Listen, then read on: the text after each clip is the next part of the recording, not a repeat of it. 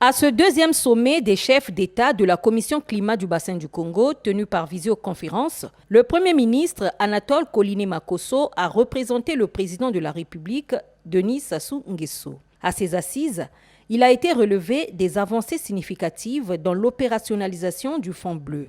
Ainsi, les chefs d'État et le gouvernement ont réaffirmé leur engagement à le porter comme un outil africain.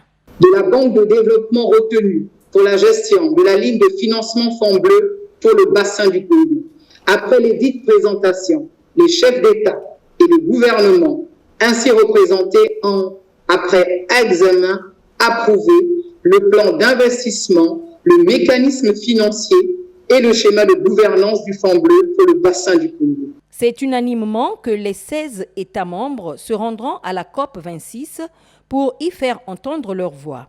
Le Fonds bleu, projet porté par le président de la Commission du bassin du Congo, Denis Sassou Nguesso, dispose désormais d'un plan d'investissement adossé à une banque de développement qui hébergera l'outil financier de la Commission climat du bassin du Congo. Au terme des documents mis à notre disposition, 254 projets sont ainsi retenus, pour un montant total estimé à 8 milliards 700 millions de dollars. Des premiers investissements pourraient être effectifs dans un an.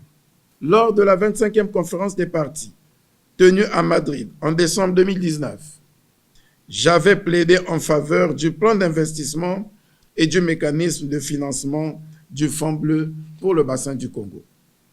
Les résolutions du deuxième sommet des chefs d'État et de gouvernement de la Commission climat du bassin du Congo et du Fonds bleu pour le bassin du Congo seront présentées lors de la COP26 à Glasgow, en Écosse.